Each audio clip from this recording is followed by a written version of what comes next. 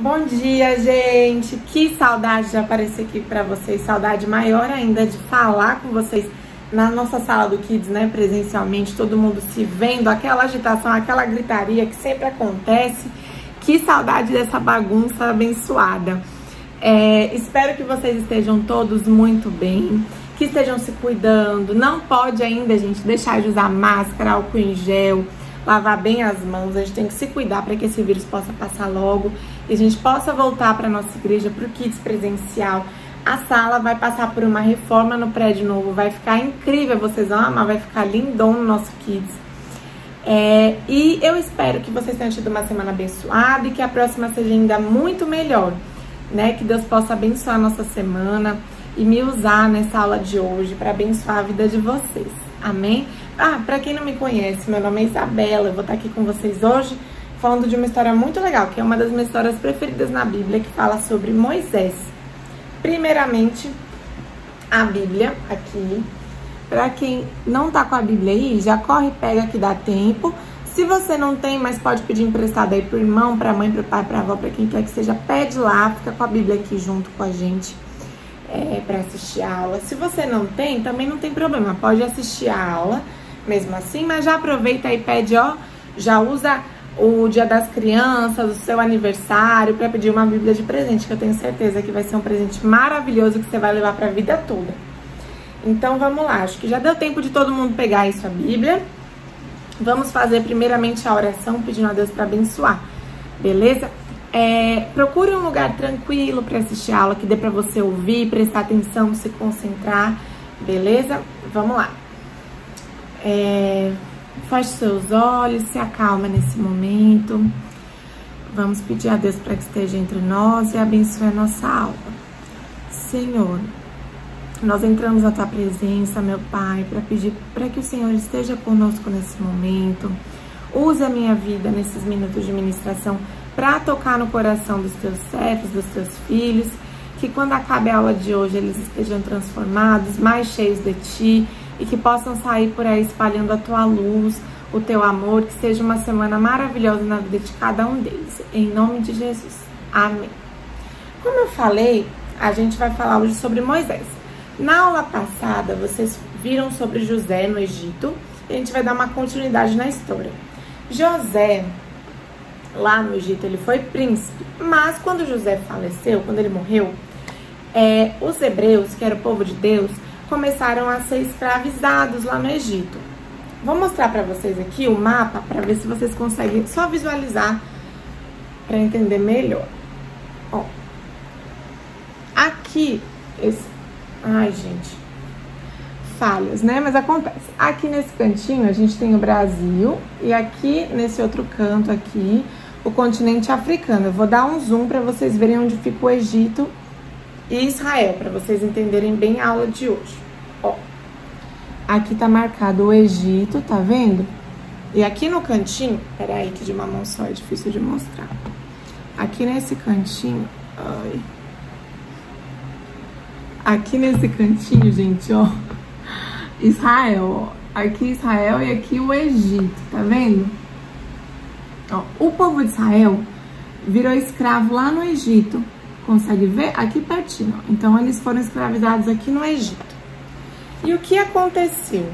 Moisés, ele nasceu numa época muito difícil, em que Faraó mandou matar todos os filhos, todos os bebês meninos que nascessem do povo de Israel, né? E o que acontecia? Nessa época, o Egito escravizava o pessoal de Israel, que é ali que eu mostrei pra vocês, ficava bem pertinho Israel, fica, né? Bem pertinho Israel do Egito. E o que aconteceu? A população de escravos de Israel começou a crescer muito lá no Egito. Eles estavam tendo muitos filhos. E o faraó ficou preocupado. Ele pensou assim, se esse pessoal que tá dando tanto filho, né? Tá tendo bastante filho, o pessoal lá de Israel, que é nosso escravo, nascer muito e crescerem e formarem um grande exército, eles podem lutar contra nós aqui do Egito e sair da escravidão. Então o faraó não queria perder seus escravos. O que ele começou a fazer? Começou a colocar os escravos, o pessoal de Israel, em trabalhos muito ruins, para eles terem condição de vida ruim, e procriarem menos, terem menos filhos, né? Então, o povo de Israel, ó, trabalhava como escravo e passou a sofrer bastante. Só que ainda assim, eles estavam tendo bastante filhos. Então Faraó pensou, vamos ter que dar outro jeito. Vamos começar a matar os meninos que nascerem. Por que só os meninos? Porque ele não tinha medo das mulheres. Porque naquela época, mulher não lutava, só homem, né? Mulher só cuidava da casa, cuidava das crianças. Então, o medo deles era com os meninos, para que eles não crescessem, virassem homens adultos e entrassem no exército e lutassem contra o pessoal do Egito. Então, a regra era contra os meninos, apenas os meninos. Aí, o que acontecia? Ele pegou o faraó e falou assim, todas as mulheres, as parteiras, que são como as enfermeiras hoje em dia, que forem fazer os partos, ajudarem, né, as mulheres a terem o bebê, na hora que vê que é um menino, tem que matar. Só que muitas delas não tinham coragem. Aí o faraó mandou então jogar no rio Nilo. O rio Nilo é um rio que tinha bastante crocodilo, jacaré. Até hoje ainda tem, mas naquela época tinha muito mais. Então era um rio muito perigoso. E aí o faraó mandou pegar os meninos que nascessem e jogar lá dentro do rio. Os filhos do povo de Israel, né? Que era escravo deles. E aí a mãe de Moisés, naquela época, ouviu toda a história, estava grávida e ficou muito preocupada. Falou, meu Deus, e agora? O que eu vou fazer? Aí ela pensou, teve uma ideia. Chamou a filha dela, Miriam. Ela teve Moisés, nasceu, ela não pediu ajuda de ninguém, fez tudo escondido para ninguém descobrir. Chamou a filha dela, Miriam, e falou, Miriam, você vai pegar o seu irmão, vai numa parte do rio Nilo que seja mais segura e vai colocar ele dentro de um cesto e vai jogar lá. Um lugar que tenha pessoas por perto para que elas possam ver aquela cesta e resgatar o bebê. Porque aí ninguém ia saber que ele era filho de uma pessoa de Israel. Então ele ficaria seguro. Miriam foi lá, nas margens do rio mais tranquila, perto do palácio, e viu que tinha umas princesas, um pessoal do palácio, tomando banho. Aí ela foi e levou Moisés num cesto, ó, e colocou lá pertinho e ficou espiando, observando. Nesse momento, a princesa que estava lá tomando banho, viu o cesto e elas foram e resgataram e viram que era Moisés. O nome de Moisés, inclusive, significa tirado das águas, porque Moisés foi um menino literalmente tirado das águas, né? Ele foi colocado no cesto, tirado das águas. Nesse momento que Miriam estava ali, ó, observando como mostra aqui na imagem, ó, vocês conseguem ver? Miriam se prontificou, ela foi muito esperta a dar de sugestão para a princesa contratar uma pessoa para amamentar, porque a princesa não teria leite, já que não foi ela que gerou o bebê. E aí Miriam, muito esperta, foi e chamou a própria mãe. A mãe foi lá pro palácio, não disse que era a mãe de Moisés, foi lá e amamentava o filho, cuidou do filho, mas ninguém sabia que ela era mãe. Até 12 anos e ainda recebia salário para isso. Moisés foi literalmente uma pessoa colocada por Deus para libertar o povo dele. Na Bíblia fala, lá em Êxodo, vou abrir aqui com vocês, Êxodo 2:23, Êxodo fica bem no inicinho da Bíblia, gente, é o segundo livro, depois de Gênesis. Êxodo 2:23. A Bíblia fala assim, ó, muito tempo se passou, depois disso, morreu o rei do Egito. Os israelitas gemiam e rogavam por socorro divino, debaixo da escravidão, e seu clamor subiu ao céu. Esse versículo aqui tá falando que o povo israelita sofria muito, muito, muito, e eles pediam a Deus ajuda, porque eles estavam debaixo de trabalho escravo, em condições muito precárias. E Deus ouviu a oração deles, isso é muito importante. Aqui ensina pra gente que a nossa oração, nosso clamor sobe aos céus, que Deus ouve a gente. E foi aí que Deus resolveu mudar a história de vida deles. Então, Moisés cresceu como se fosse um príncipe, como se fosse da realeza. Ninguém sabia que ele era de família escrava, porque como acharam no rio, ninguém ia desconfiar, não ia dar para saber de onde ele era.